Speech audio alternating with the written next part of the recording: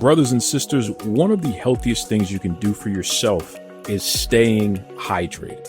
And you know what I'm talking about. You go to your basketball game, football game, pro wrestling events, and suddenly you get a little parched. Well, one of the best ways that you can keep yourself safe is using Liquid IV. See, Liquid IV is a hydration stick that you can pour into 16 ounces of water and immediately get more efficiently hydrated than water alone. Okay? 12 delicious, refreshing flavors, all of your essential B vitamins, including B3, B5, B6, B12, even vitamin C. 3 times the electrolytes as traditional sports drinks. It's made with premium ingredients, non-GMO, free from gluten, dairy, soy, all that good stuff there. Listen, I'm telling you right now, folks, Liquid IV has changed my life. It's something that I use on a regular basis because I'm always on the go. I gotta stay hydrated. You gotta stay hydrated. Liquid IV has your back. It'll keep you exactly that way, hydrated. But don't just take my word for it. I want you to try it out. And because of that, if you head over to liquidiv.com right now, you can put anything that you want in your cart, and then at checkout, use the promo code Duke Loves Wrestling. No spaces in that now. Duke Loves Wrestling. Going to save you 20% on your entire order. That's how much I care about your hydration.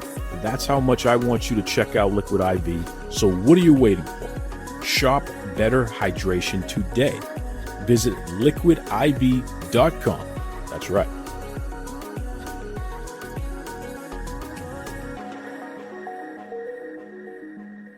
It is the 500th episode of the Duke Loves Wrestling podcast, and I couldn't think of a better gift to share with all of you wonderful listeners than an exclusive conversation with the legend himself, Tiger Conway Jr. You're locked in. Look at what we have here, folks! To the only show that matters. The cream of the crop. Duke Loves Wrestling. And there is no one that does it better than your host. I have come here to chew bubblegum and kick ass. The Duke. And I'm all out of bubblegum.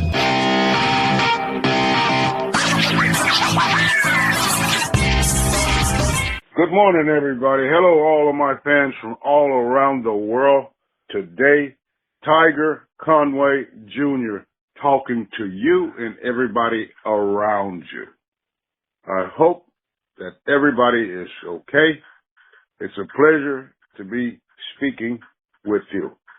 Well, Tiger Conway Jr., I got to tell you, man, what a treat it is to have you here on Duke Loves Wrestling, especially to celebrate my 500th episode, a milestone that does not come too often in podcasting. And, you know, I've been waiting for the right guest to share this milestone with. And why not?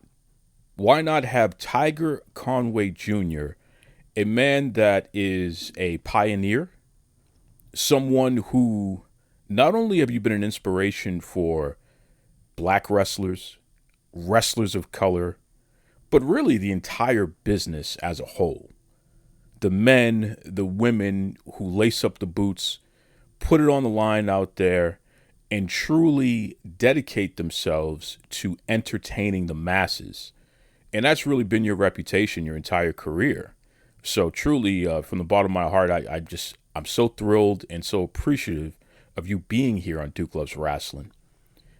Tiger, you're a person who truly dedicated themselves to excellence in the ring, preparation, making sure that not only did you keep yourself over, you know, keep the fans excited about what you were doing personally, but even more importantly, you're a person who dedicated their entire career to enhancing and making sure that your opponents stayed over, right? Yes, I did. Yes, I did. You know, at one time, the talent was kind of changed because of the years and the dates, but guess what? They came along and some of the boys really picked the ball up and started running with it. the right way, even when they were kind of down and out. And, it's hard when you're a professional and you're trying to make it, and you have made it, and you're looking at many, many more that are there also, and trying to get the job done no matter what. And some really came through to be great workers. And that was the goal of myself and also my father, teaching, and a lot of other second generation fathers were teaching their sons. I mean, it's unbelievable. The Funks from Amarillo.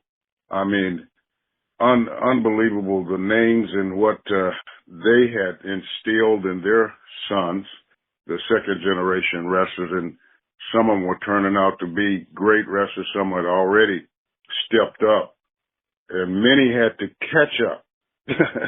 And some of the greatest workers I saw their fathers and uncles or whoever in different places at different times. And the way the fans accepted that part of the business, and then knowing, and I mean, you got to know what you're doing, how you're doing, and when you're doing it too. So some really picked up and stepped up and got it together. And with the help of some of them, that's why I can say this part right away, that some turn out to be great, as we call it, workers in professional wrestling. Tiger, you're such an important part of pro wrestling history, especially modern pro wrestling history, and the lore of it, because you were a bridge between, the generation of Lou Thesz and guys like that, the Funks, and really you became the connection with guys like Flair and Iceman King Parsons and Pistol Pez Whatley, et cetera, et cetera. Let's take a step back. Let's take a step back and start from these humble beginnings here, because you broke into the business right around what, 1970, 1971? 70, 71, yes. What was that like? I mean, especially during such a major transition period in pro wrestling, where we're going from more mat-based, mat technician to more, entertainment, which ironically is like going backwards, because in the 1950s, the entertainment, because of television, they had to kind of jazz it up a little bit there. But, right around 70, 71, you get this big transition where we're really going to amp up that degree of entertainment that much more. What was it like breaking into the business during that period? Oh, wow. I mean, if you looked at certain names, I'll say in a moment, I don't have my book in front of me, and my cheat sheet in my real sheet over there with so many names on them. There's no way I would forget them anyway, but still, the names of who were workers every week, month, or whatever, and days, and the towns that they were in, and moving to certain other towns too, and coming forward for the shows that were being produced back then by many, many, many states. I can't believe, it's over, but you would not believe, unbelievable talent. Unbelievable. And some was really trying their best to become one of the greatest workers in professional wrestling. And I think some tried to take some other professional wrestlers' covenant skill. And they say that it looked so good by who did this and that, like guys named Ricky Starr, was a ballet. And it was unbelievable that the way that he worked, and he mixed it in to become a top pro. And it's just the things that some of the guys did was just unbelievable in the business. Speaking of unbelievable, Tiger Conway Jr., you were trained by your father, and obviously his friends, Lou Thesz and the Funks and everybody else who were around during that time period. What I find unbelievable in researching your career is the fact that you were able to travel right out of the gate. I mean, you know, you're a Houston guy, so obviously you traveled all over Texas and wrestled for everyone, but you made it to Florida. You made it all the way to India. Yes. Sure did. Bombay, India. I wrestled Dara Singh, and he also had a brother, Randawa Singh. And I tell you, what great wrestlers they were. It's unbelievable that, you know, to have that, like you say, father, son, but brother, and one is just as talented as the other one back then. You hear me?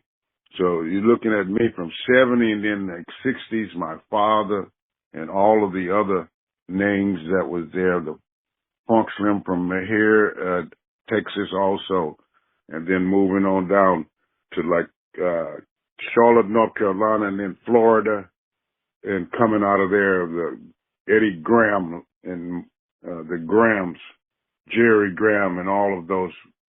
They were great workers, Duke. I'm not kidding.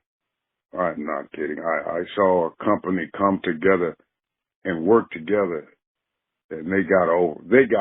That was the whole idea of the main thing to get over. In Florida was like hot. I mean, hot as a firecracker. St. Petersburg. I mean, to see people, I didn't think they were going to draw like that, you know.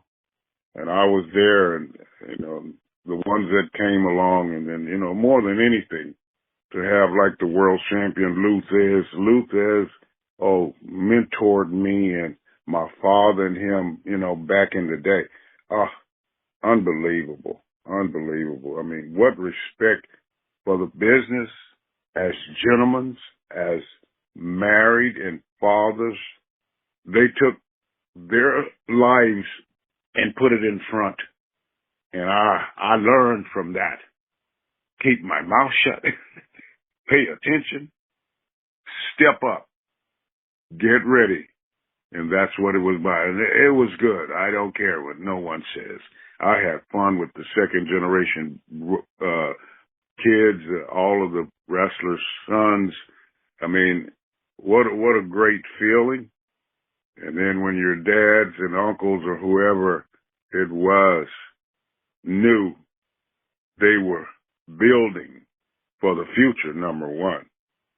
And I really enjoyed all of it. I had no bad feelings, and some did because as of whatever their ages was or whatever they were doing from the beginning into the certain time 70s and going into the 80s, it was something.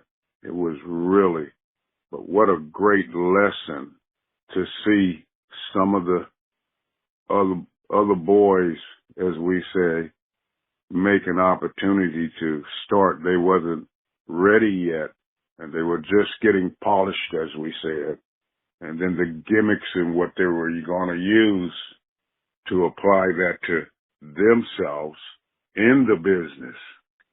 And it was something how it all worked out, dude. I love hearing you talk about the business of pro wrestling, Tiger, because it really shows that these guys, they invested in you.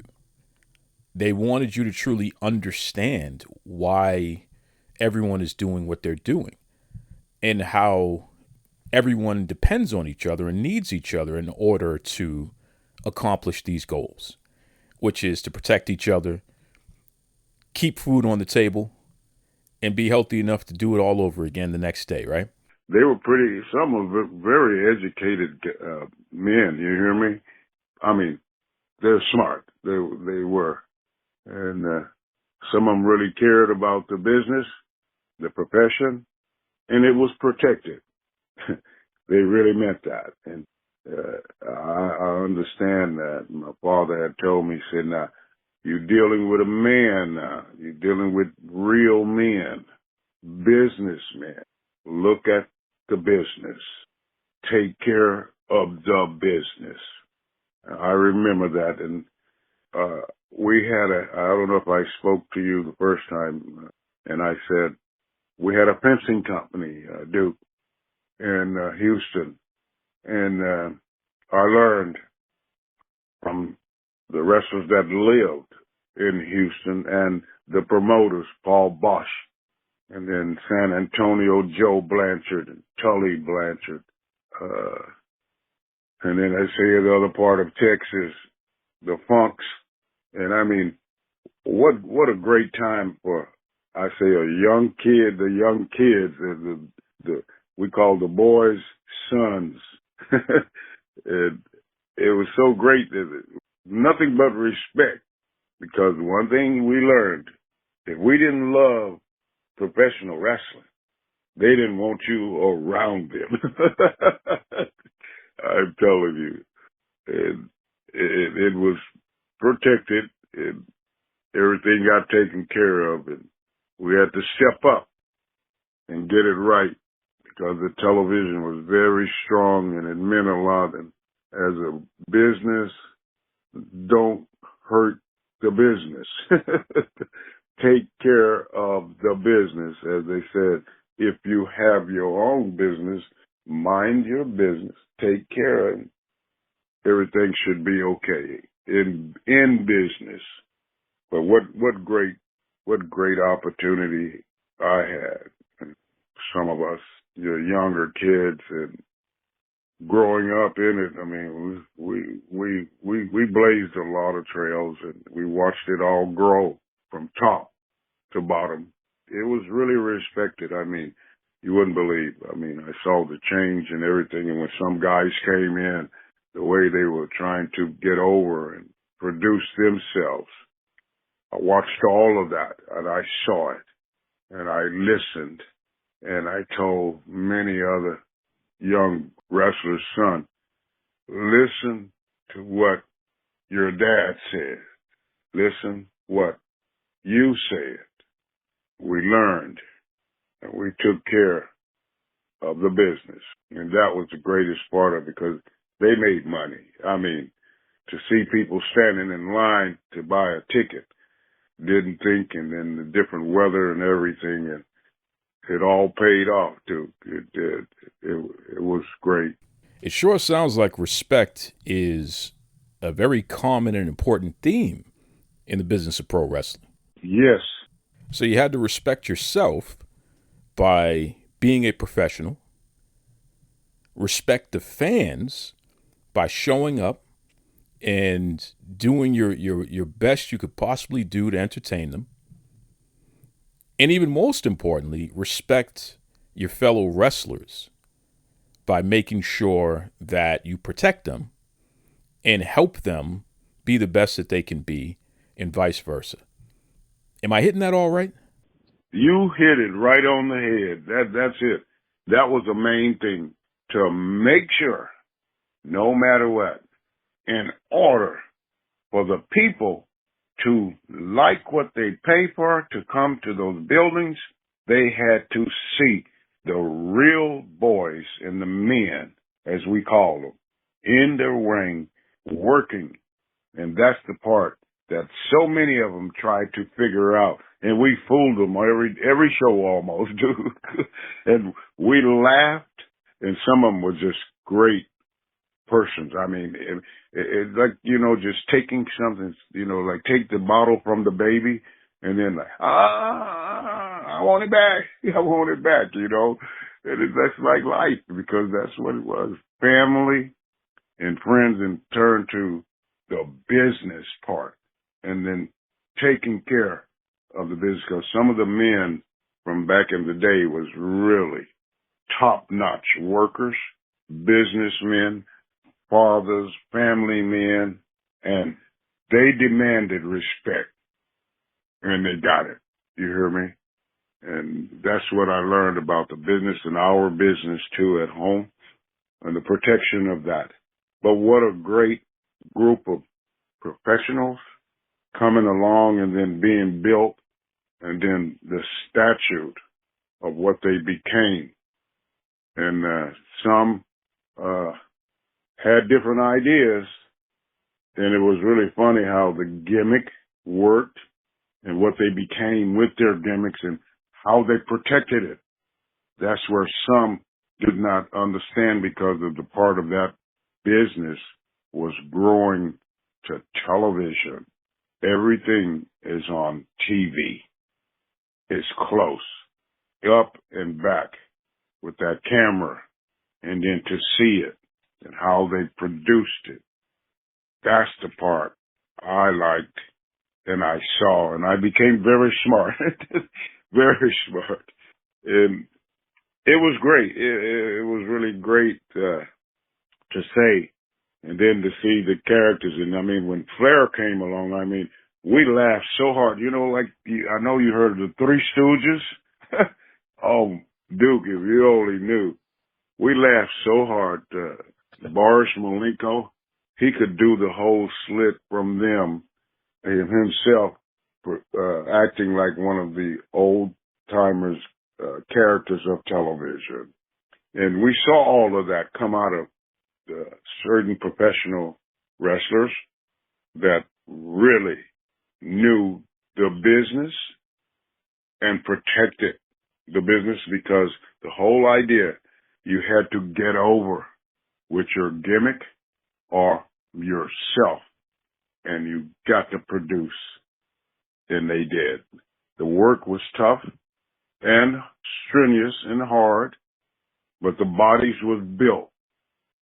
The work was put in, and then learning the finishes of 1, 2, 3, getting over and making it by hard work, the right way.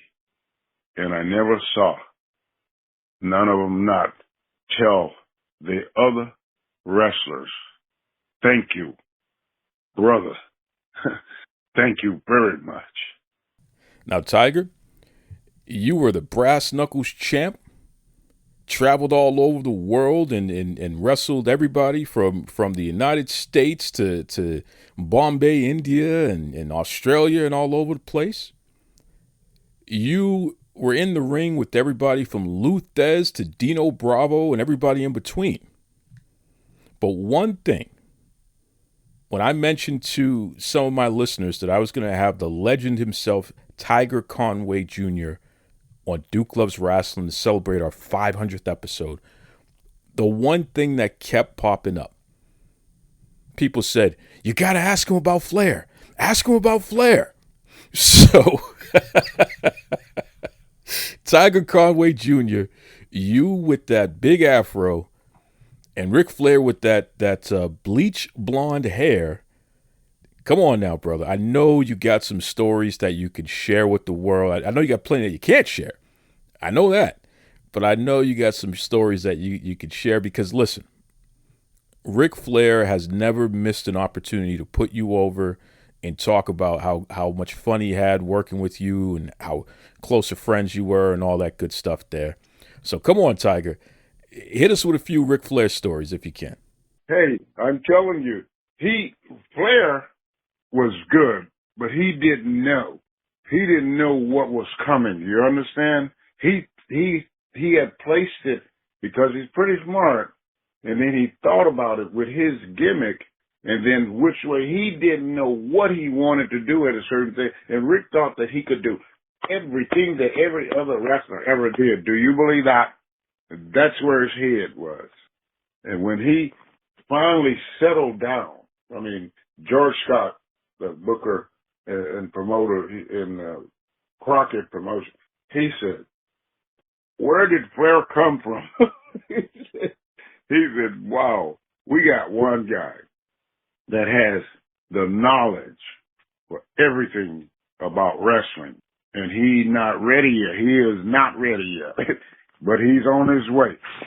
And he told him, he says, I can do all that. He said, how can you do that? You haven't made your debut yet. He said, well, I know what I want to do. And it was funny. We talked and we laughed.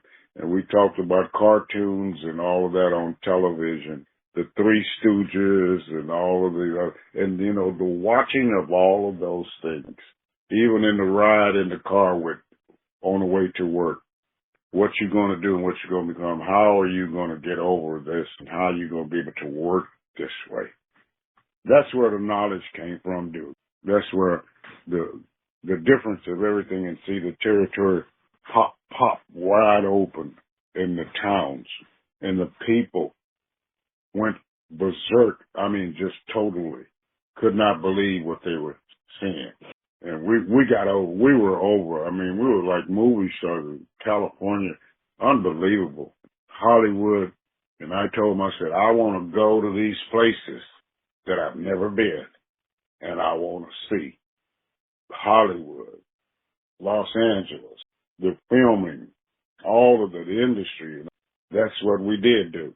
And I'm so happy that when I spoke, it said something, because I saw myself going to all these places that I've never been. And I knew that the different nationalities of professional wrestlers was all over the world, different countries, and they've been wrestling a long time. My dad told me, he said, hey, wrestling, boxing, other sports, you got to know. All you got to do is put your mind in the right place and leave it there. So I went to school. I went to school, and Flair, when I had a chance, George Scott, the booker, said, I want you to get with Flair because he's second generation, and some of the other boys, the Von Erichs and Blanchards and all of the other ones also. But we already know you, the black wrestler, and you know what your dad's background is. The second generation boys turn out to be some of the best workers, dude. The best wrestlers. And then the Funks, I mean, we laughed so hard. Terry, Dory Funk, it was unbelievable, the knowledge that they had in the business and their father. God almighty. A dream come true so fast.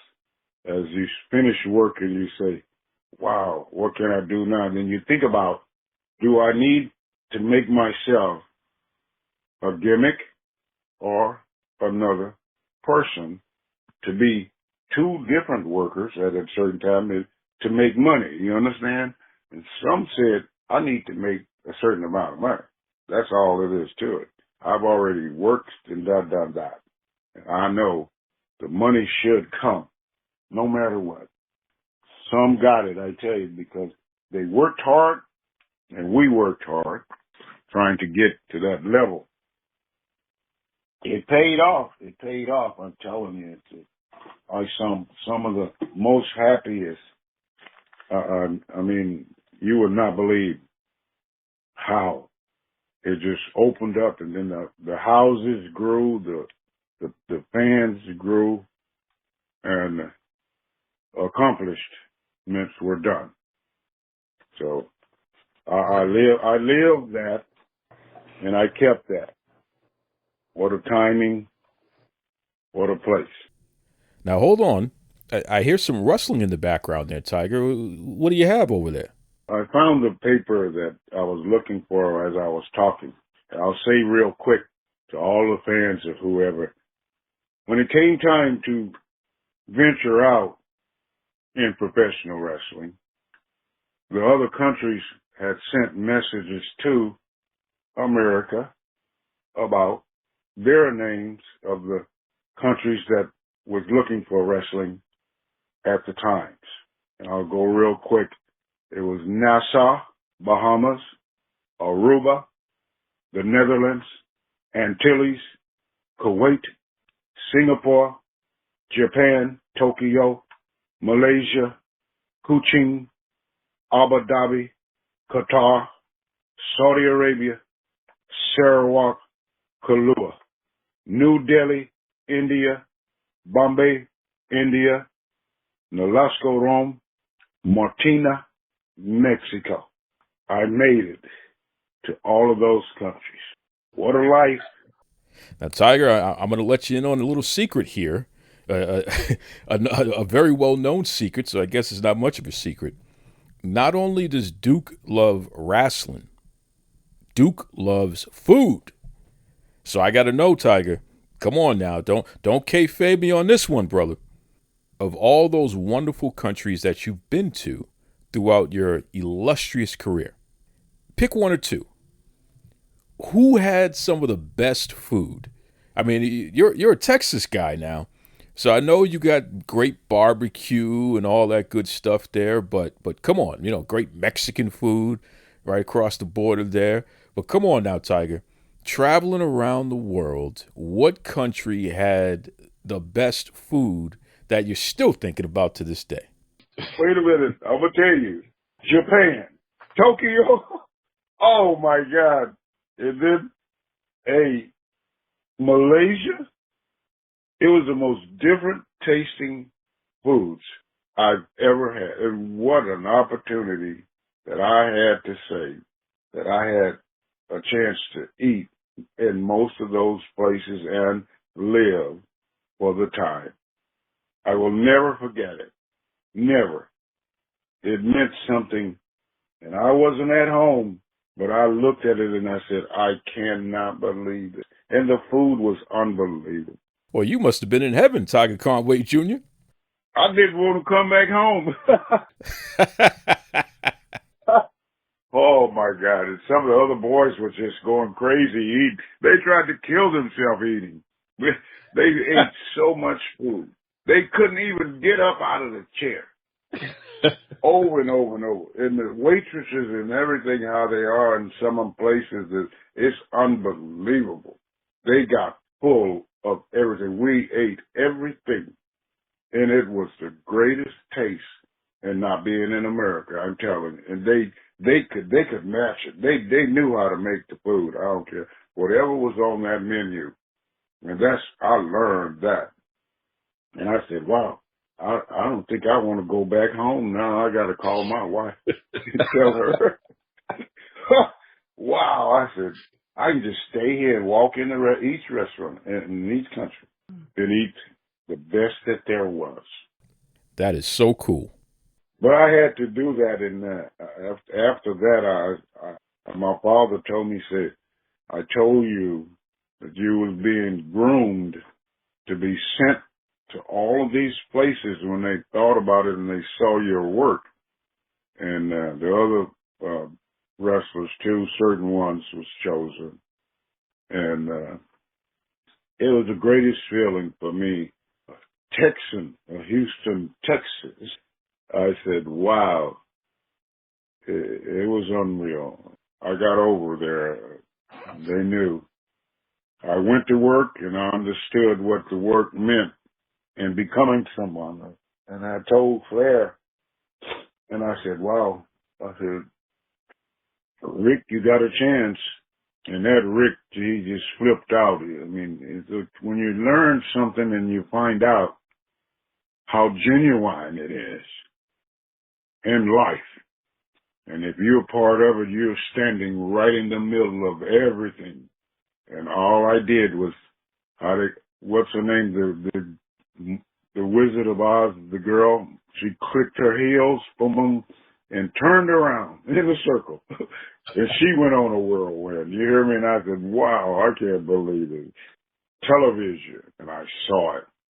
It's interesting, Tiger. You're beloved all over the world, but there's something about Tiger Conway Jr. in Asia. I feel like it's like they adopted you. They truly treated you as if you were a native son, right? Yes.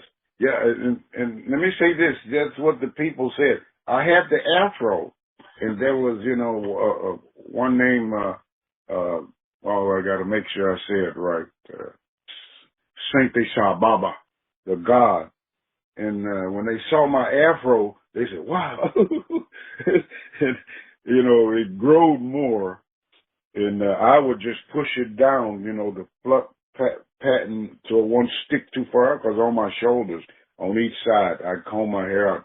We had that afro rake comb, and it would straighten it out, and the people, but over there they called a god that they prayed to, Sathya Sai Baba. And it was unbelievable. I mean, people came behind me and followed me because they kept telling me about that. And I just took it and I prayed on it, and I looked and I said, well, maybe something good will come from that. And I used my senses about home, since I was alone and at work in other places. I prayed. And I was successful. Thank God. Thank God. I made it, and I made it back. And my father told me, he said, good work, son. Good work. Good. He said, they were talking about you when you was not here. And someone just could not believe, and then your work, what you learned. And I didn't know how successful I had became, because I just looked at it that I needed to work and learn everything that my father told me about the profession. And I knew that one day, it was unreal, and more than anything, in India, I had a chance to come to be in the movies, and I said, well, I don't think I'm ready yet, but I thought I was, and opportunities came. I mean, I didn't know, but they said, you're going to be gone, my wife and children, and I said, oh, wow, I have to get back home at a certain time, though. And some just went around the world, over and over and over. What a life. Oh, I'm so glad you brought that up, Tiger. Sathya Sai Baba was a living god, Malaysian, but huge in India and other parts of the world and what have you. And what was special about Sathya Sai Baba is the fact that they preached togetherness in love. They preached bringing together all the religions, unifying everybody, and just focusing on treating everyone with respect and kindness and grace, and once again, most of all, love. So not only did you, in your afro, resemble Sathya Sai Baba, those are life lessons and a philosophy that you're guided by as well. Right, Tiger? Yes. Oh, gosh. They followed me, and I tell you, when I got to the room, it was like so many kids had followed me in different places and all that, and the interviews and all of that. I wasn't expecting that. And they said, no, we want to talk to you, and we want to know, because they didn't know what nationality until, and I'd have to tell them over and over. And what a life, though, I tell you. I was so happy that I was blessed. And I mean that. I had a chance to pray in most places that some never had the opportunity. I was invited in. And I knew I needed to pray at certain times in life. Presbyterian Church in the Market Street in Houston, Texas, in front of Pez Whatley High School, our church. And I tell you, my dad told me, he said, my church is on Lyons Avenue. You make sure you say your prayers all the time. It's the best thing for you, a prayer. I said, okay. I did it, and it worked. I was blessed. I mean, what a feeling, what a meaning, and what an understanding. I've seen a lot of things do before it happened, and then things happened with prayer. Tiger, you said something to me the last time we spoke on the phone. You said before your father passed away, he had let you know that he was proud of you and that you really did well for yourself. And for those listening out there, we're speaking to Tiger Conway Jr., but Tiger's father is Tiger Conway Sr., one of the greatest wrestlers of all time, Negro champion. He was huge in the 1950s, and by the time he got to the 1960s, he was wrestling white wrestlers, which was not common back then. So Tiger Conway Sr. was part of that crop of wrestler that was around for integration in pro wrestling. Huge. Big deal. And Tiger Conway Sr. was the man. Hold one second. Sure. You just said it. Where he came from, they called him man. He was young and strong on the plantation, Duke. You hear me? Yes, on sir. the plantation, he said he had to do everything on that acre of land around all the time. It made him a man. They called him man, not boy, man, because he had to take care of the acreage on that plantation. He said he learned everything, school and everything, learned how to count with his fingers fast enough to learn. I did not know, but that's what my father told me. And his mother verified it, for she passed away, my grandmother and my grandfather. So he had work to do, picking cotton and all of that on that plantation that they lived on. And I often wondered, I said, what would I be doing and how I would be doing in my father's position and situation there on that land, day by day, learning to count and figure with just 10 fingers. He became pretty smart, and I didn't know, but many of the boys that knew my father back then on the trips and everything, he told them the stories of the life of him. Luther Lindsay, the other black wrestlers, Sailor R. Thomas, and many, many more. And I learned from them. I remember when my father stated something to me, I had to really make sure it get right, dude. My dad was tough, man. I ain't kidding. He was, wow.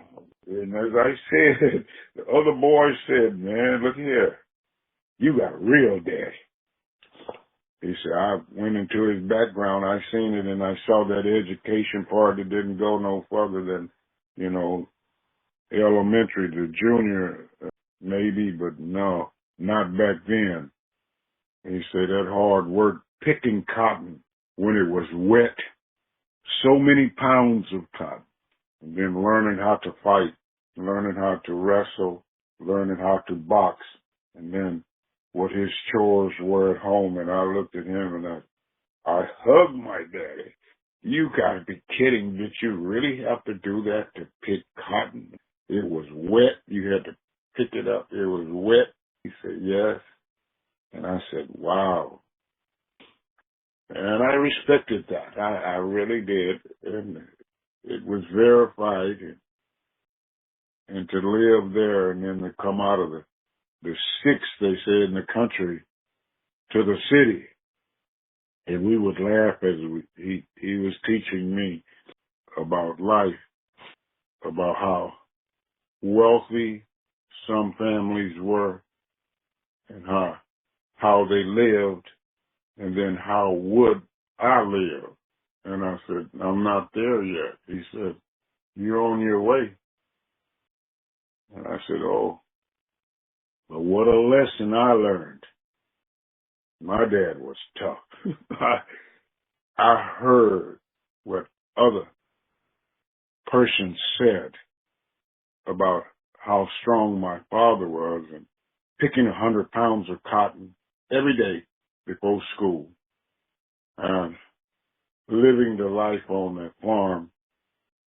Didn't have any money, only, he said, a couple bits, 2 bits or whatever, 2 quarters, 50 cents, and I learned, and it was so true. And many of the boys that were black spoke about my father with respect. I'm telling you, I could not believe. I said, golly, how can, in a ride with him, I said, how can so-and-so know who you really are? And he said, it's life. You have a life. You got to live your life. Don't play with the life. It is serious, son. You could get hurt doing anything wrong instead of right. I learned that.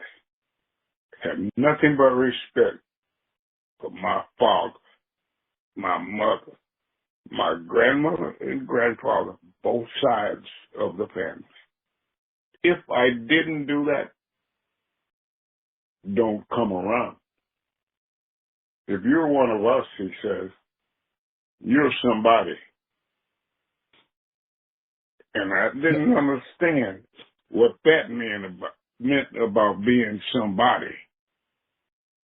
So you're living, you're a human being, no matter what anybody says. I learned respect, number one. That wasn't going to happen.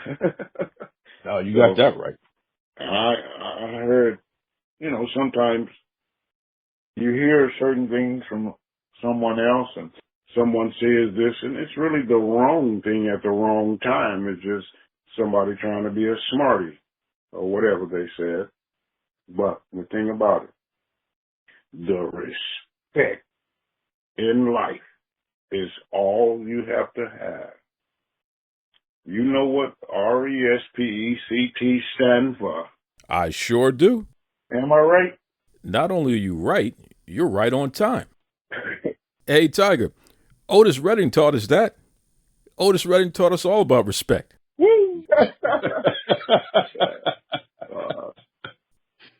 Dude, I thought about you when you said you wanted to do the podcast and we were going to be talking about certain things, and I looked and I said, wow, if he only knew how I was trained and when the time came to that. My dad told me, say, the reason the preparation is how you prepare to live your life, and you don't play with that. It's serious, son. In the world that you live in, it's serious outside the door. It's real outside of there. You're going to see everything. You're going to learn everything. That was true. Do you hear me, dude? I sure do. I hear you loud and clear. And it sounds like you found out the hard way. Yes, the hard way. Oh, boy. Boy, my dad laughed at me so hard. He told me, he would tell me, come here, get up under my arm in a headlock. And that's what I learned.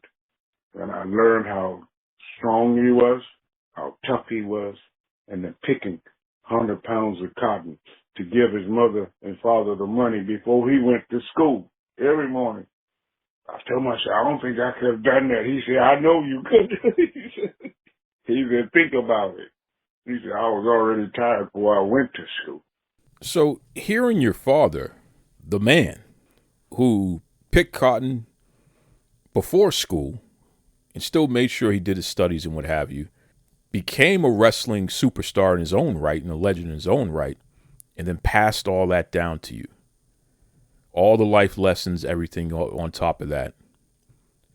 How did it feel for him to say to you before he passed away that he was proud of you? Well, it was unbelievable. Unbelievable. I had different ways of learning, but my father taught me almost everything there is that he knew. My name and my father's name is the same name. So our real name is Placide, Dennis Conway Jr., my father's senior. And I got a son, too, named that also. Number 3. And it's something that I'll never forget. But he told me how much he cared about my son. But I had another brother, but he passed away at birth. His name was Danny. And he told me, he said, I was training. And he said, when he was born, when I saw the baby boy, he said, his shoulders, as a baby born, was so round, and then when you got to each side of the left and the right, looking at his back, he said he was already built. And my dad had told me how hard he had worked growing up, day by day, and before he became whatever he was going to be and do. The preparation of living on that farm and that plantation was enough, the acreage or whatever covering all of that, I could imagine. So that was my father saying to me. And he said, you're blessed, my son. And he said, I know all about it, all of that. And my grandma, he said, your grandma is sanctified. She loved church. Can you believe that? I said, wow.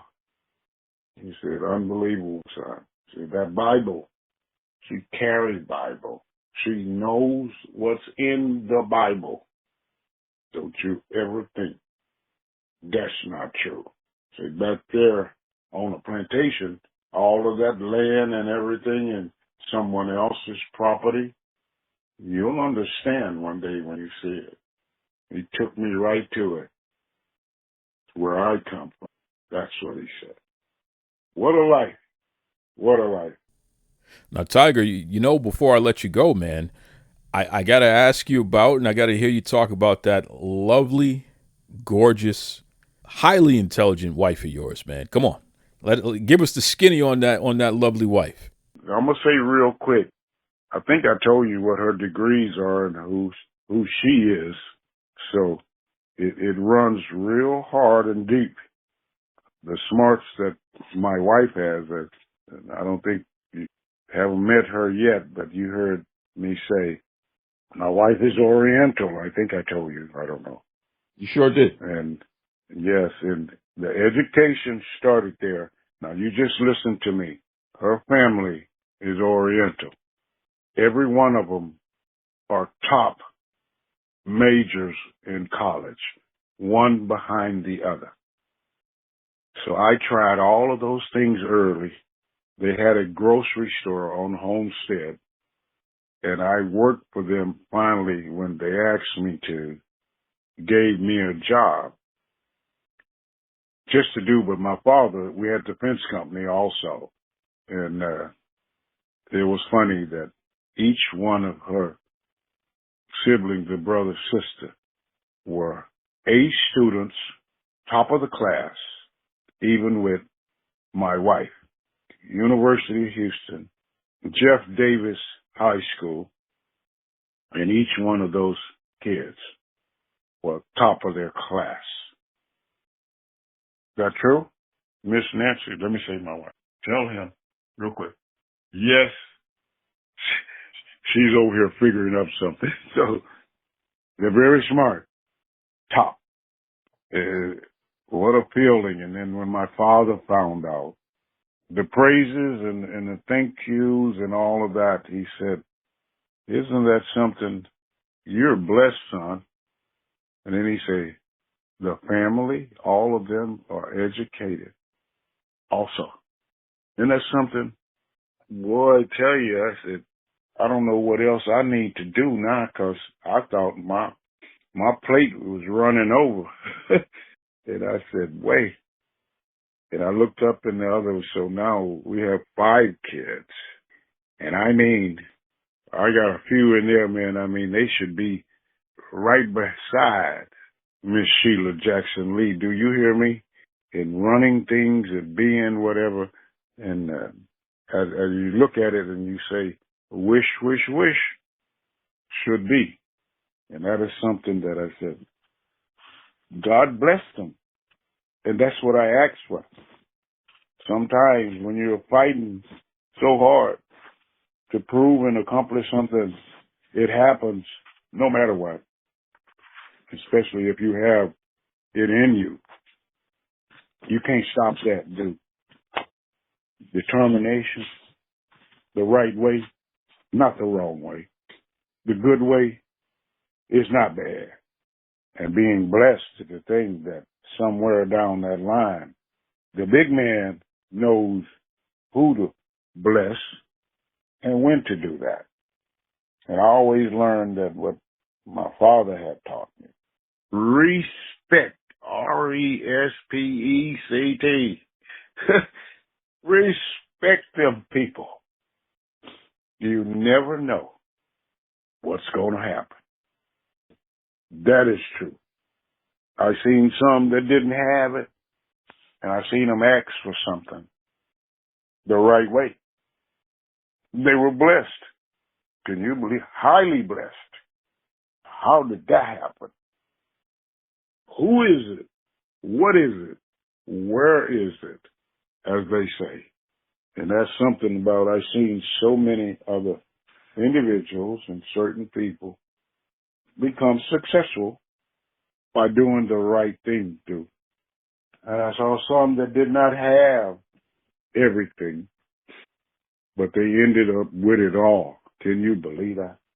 You know, I truly believe what God makes for you, no man can stand in the way of.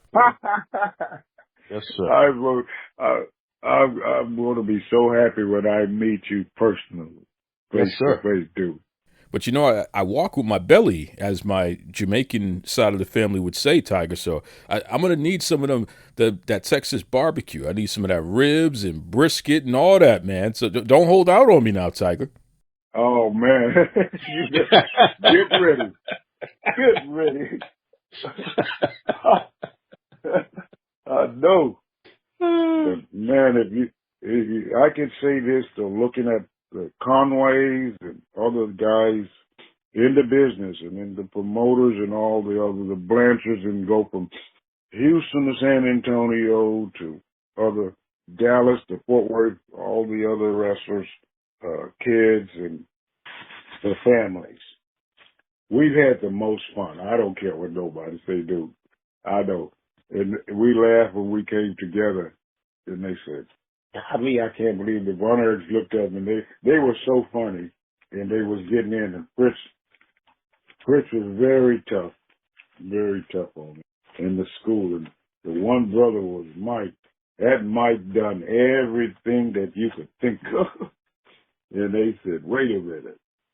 And that's the stories of some of the families also that were so genuine and was part of the profession.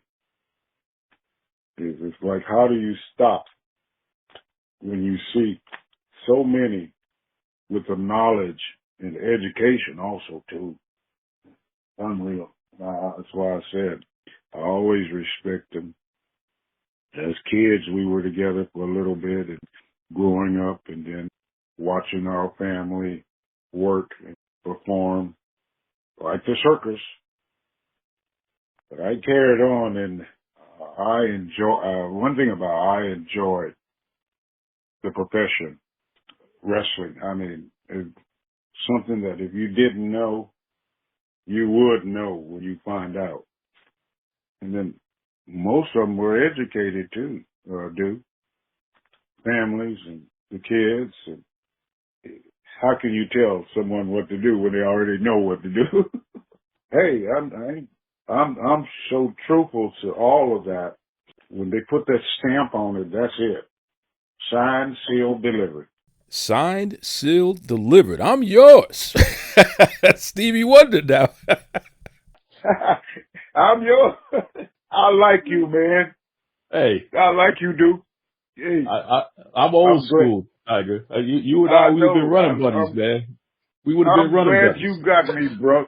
Brother. Oh, Tiger, throw a name at me, man.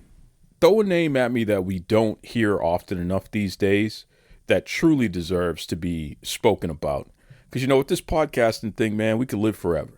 Throw a name at me that we can highlight as we continue on this monumental, historic conversation that you and I are having.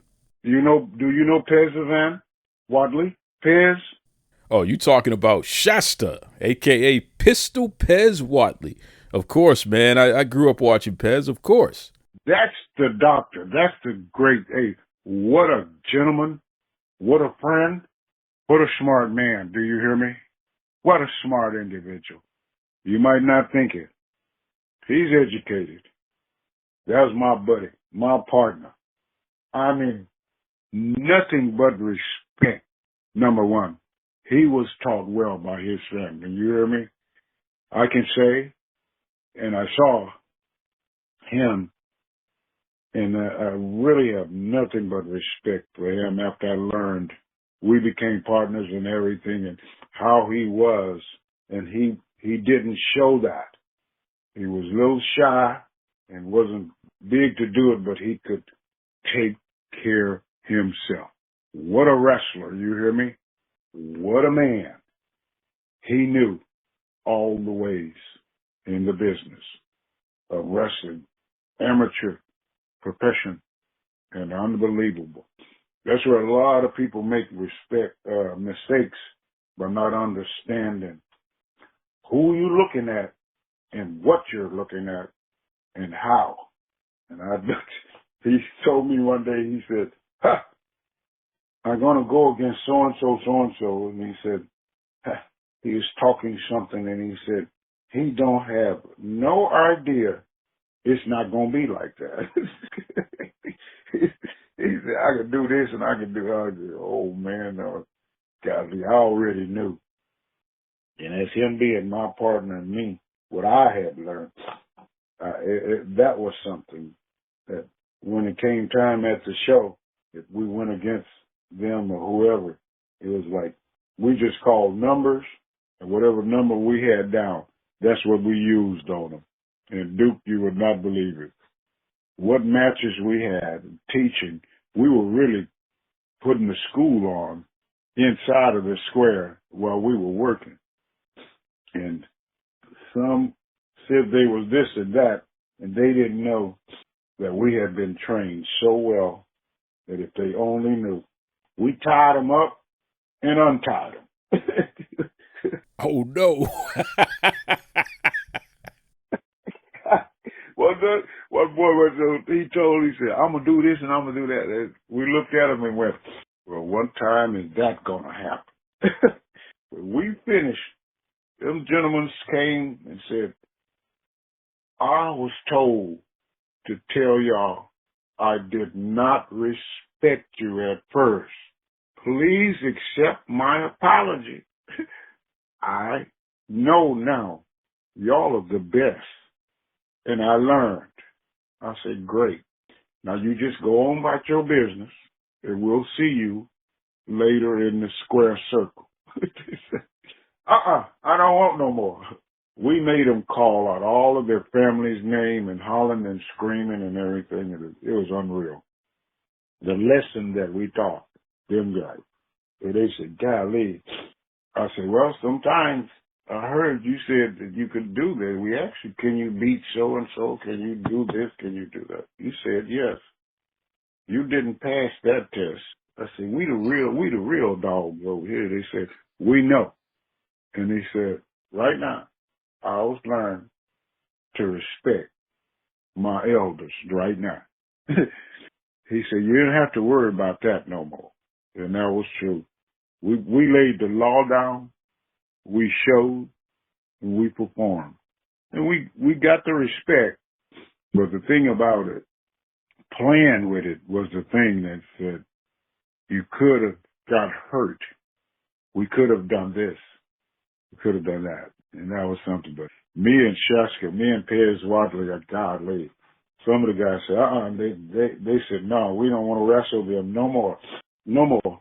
We made them holler and scream. Everything we told them to do, holding their leg up in the air and twisting it, and the ankles, and we went from the ankles to the toes to the knees, and you wouldn't believe it. They said, nah. I said, y'all learned, huh? They said, yeah. We have nothing but, I said, when you see us, just give us our respect. I say, we two brothers, and there are more, but we mean that.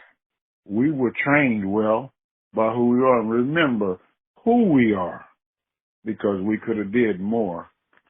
And you wouldn't believe it. They said, whatever it is, I don't need to know that anymore. We made them holler and say all their family's name and what their mother's and father's name were. We didn't know. And they laughed. And I said, see, it's fun, but sometimes it's very serious. And I said, you can't do that to everybody. And the education, Saska went to school and everything, and degrees and everything, professional wrestling also. Great life, but if you would have been with us with Flair, though, we put Flair through something he never, ever will forget, and he became a champion. Thanks to me, thanks to Shaska, thanks to Simmons, Ron Simmons, all of these guys. I can say everything that they said, I did not hurt them. I professionally showed them the way it is supposed to be. And believe me, sooner or later, they learned to do. You hear me? And yes, sir. Going against that, and then they looked and they said, what an idiot we are. The man here, Daddy already been the Negro champion back in the day, my father. And man, it's like, how can you not respect that? But some felt that they could overgo, and we just played the part. And when we got a chance, we put it on them, dude. It's a word in professional wrestling about the stretcher. We stretch you. You ever heard of that? Oh, absolutely. Yes, sir. I was going to say, you should know, but listen, we stretched them right away, and they could not figure it out. And then they wanted to do it, and I said, you rush to judgment. If you want to do something, learn how to do it, and then do it. But you need to know every way, the right way, not the wrong way. So the lessons for some is unreal, and at one time I tried not to hurt too many of them, but I tell you, that Flair, I had Flair hollering for 30 minutes. I put him in every hope because he told me he knew. Flair told me, he said, no, I need to thank you because now I know what to do. I said, I see. I said, you had a lesson, brother. I said, look at this side of my skin right. See that? I said, that part is white. On top of my skin, I'm black. Flair said, you are so right, brother.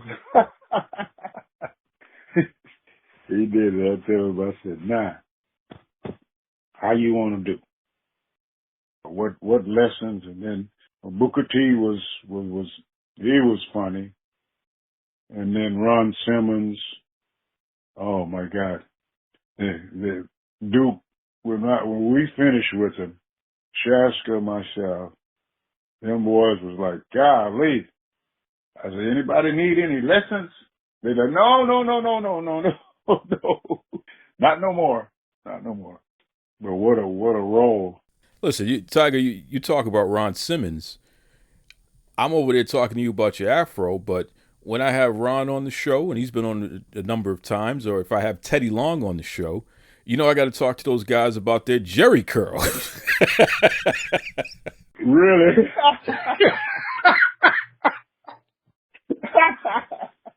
I told him, I said, yeah, no. I said, I could have had that, but I said, look at here.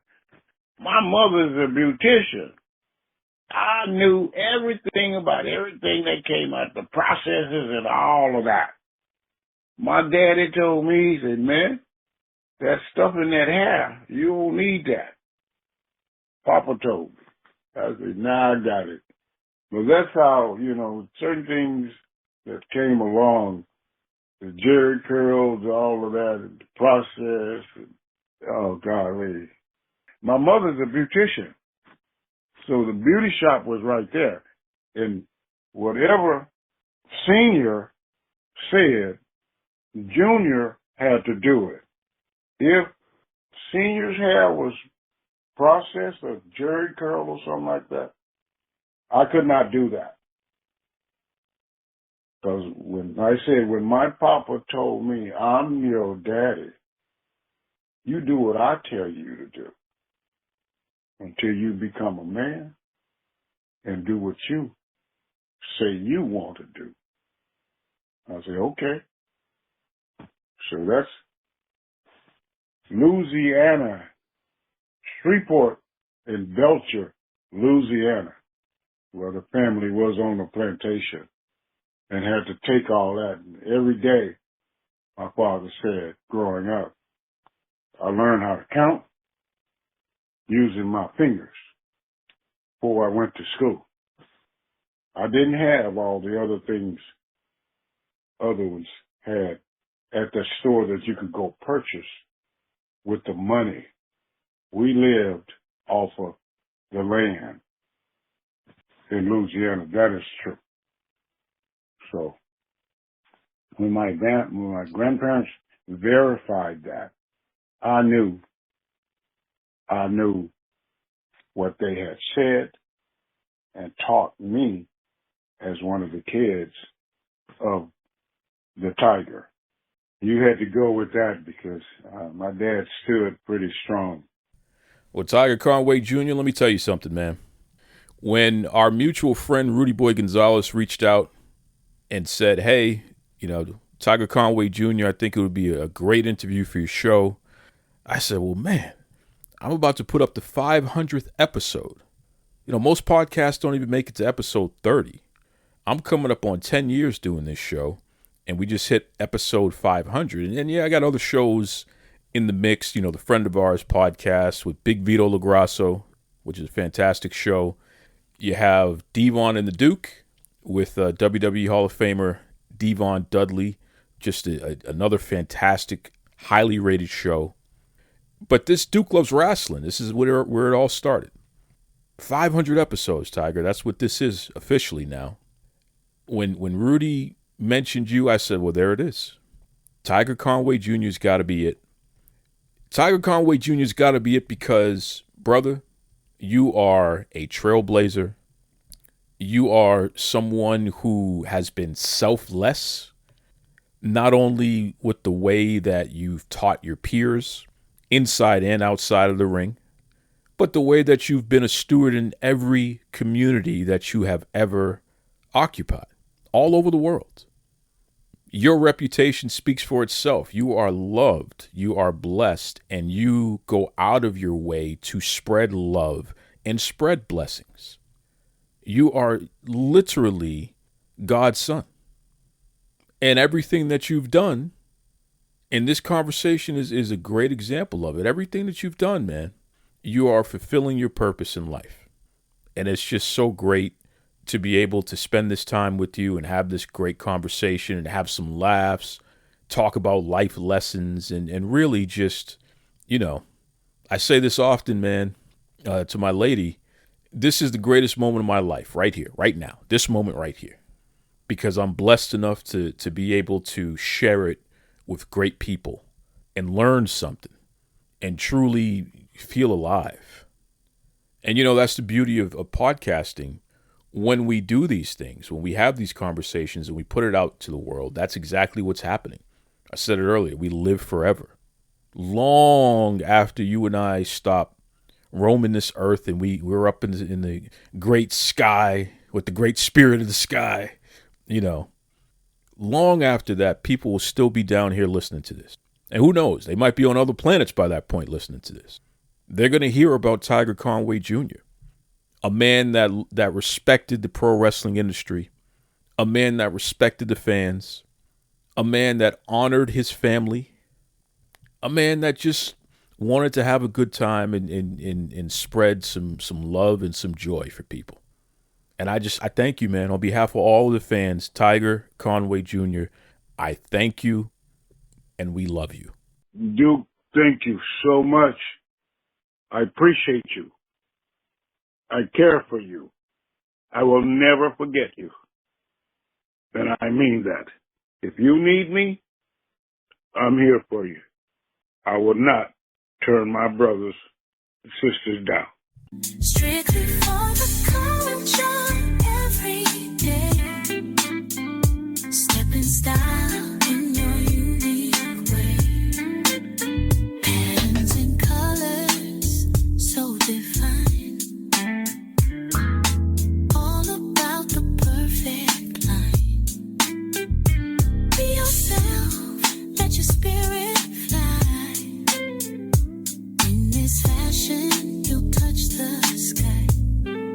Strictly for the culture, brand so fine. Dress to impress and show your shine. Strictly for the culture every day. Step in style in your unique way.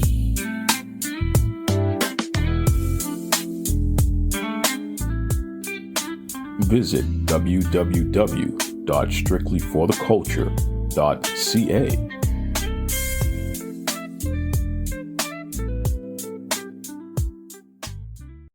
Brothers and sisters, that was Tiger Conway Jr. Truly one of the greats, one of the legends. And I can't even say unsung hero because we're singing his praises right now. When Ric Flair, the greatest of all time, sings your praises, and Flair's been doing that for so many years. On every podcast Flair ever had that he hosted, he would always find a way to tell a Tiger Conway Jr. story and what have you. Flair is the one that kept Tiger's memory alive for me, because I remember watching Tiger in the ring. So Flair continuing to bring him up. Oh, yeah, I remember that guy. And you go back and you look him up, and that's the way it should be, man. That's how you continue to foster wrestling history. And again, that's how you keep the memory of people alive. That is part of the legacy. So again, shout out to our great friend Rudy Boy Gonzalez for putting this conversation together. I had been going back and forth. Who's going to be on the 500th episode? Who's going to be on the 500th episode? And if you notice, folks, it took me a while to put this out because I really wanted to make it special. I had no idea who was going to be the guest, but I wanted it to matter. More than anything else, I really wanted it to matter. And when you have a monumental episode like a 500th episode, and you couple that with a legend like Tiger Conway Jr., boom, that's it. This is history. This is history. So it just, oh my God. It's so special. And, Tiger's had a couple of bouts with cancer. And I know that right now he's dealing with some of those challenges and God bless him, and we'll continue to pray for him. So this interview is very important and special, not only for Tiger, but for me, because what am I doing if I'm not highlighting people like Tiger, shining the spotlight on people like Tiger, especially at this stage where I'm coming up on the 10-year anniversary of the Duke Loves Wrestling podcast and brand. There's been so much growth. We won 3 awards last year. The entire brand, which includes the Friend of Ours podcast with Big Vito LaGrasso and Devon and the Duke with Devon Dudley. And obviously the namesake show, Duke Loves Wrestling. I'm going viral every week. Content that appears on this network, this Duke Loves Wrestling channel. Every week we're going viral. So with all of that attention and all of those accomplishments, how foolish would I be not to do what we did from the very beginning? Make sure that we're taking that spotlight, and instead of bopping around and trying to make ourselves the big deal. No, I'm not a big deal, man. I'm just a guy that likes to have conversations with people, and I respect them, and I want to share with all of you why these folks matter and why we should never forget them. Right? That's why Tiger Conway Jr., of course, he's a perfect guest for the 500th episode. Absolutely. Absolutely. My God. And I appreciate his lovely wife and God rest his soul, Tiger Conway Sr., his dad. I appreciate his 5 kids and all the family, grandkids, the whole 9 yards, man. This is a living testimony. And no matter what happens tomorrow, we got Tiger Conway Jr. on the record, reflecting on his life and his career and the people that mattered most to him and what have you. Doesn't get better than that. Beautiful. So, love somebody out there, folks. Make sure you love somebody today, including yourself, especially yourself. But make sure you love somebody out there. Have those fun conversations, reminisce, laugh. Life doesn't always have to be all serious. Certainly life is not all fun and games either. But you get what I mean. Balance. And again, I just thank all of you for all the support that you've provided through 500 plus episodes. It's crazy. And what's crazier is we're not going to stop partying, because the official 10-year anniversary of Duke Loves Wrestling, that will drop the week after WrestleMania. So let's get through WrestleMania and do all that. And then, the following week, you will hear the 10-year anniversary of Duke Loves Wrestling. And we'll have some surprises and some special guests and all that stuff. You know what I like to do? Of course, I'll have people chime in and bust my chops and all that good stuff. I don't mind that. I don't take myself too seriously. I don't mind people roasting me. But I love to have a legend, and I love to have a newer face, a fresher face. I love to feature up-and-coming stars. That's a very important thing for me. We did it with Layla Gray. We've done it with the Renegade Twins. We've done it with Tiffany Nieves. And all 3 of those acts, technically 4 people, but they've all gone on to huge, bigger and better things. They're all under contract. They all get featured on television and what have you, in web shows. Does it get any better than that? They're living the dream. They are living the wrestling dream. And, part of the reason why they get to do that is because of you. Because when they did not have a big name and they weren't on TV, you were the folks that were boosting them up, especially after you heard them on Duke Loves Wrestling. That's the power that you have. You help make stars. You help make dreams come true. And most importantly, you help everyone featured on this show live forever. So thank you again, folks. As always, be kind to yourselves and be kind to others. This is your main man, the Duke, on the 500th episode. Take it away, Tony Schiavone. This is Tony Schiavone, and we're desperately out of time on Duke Loves Wrestling.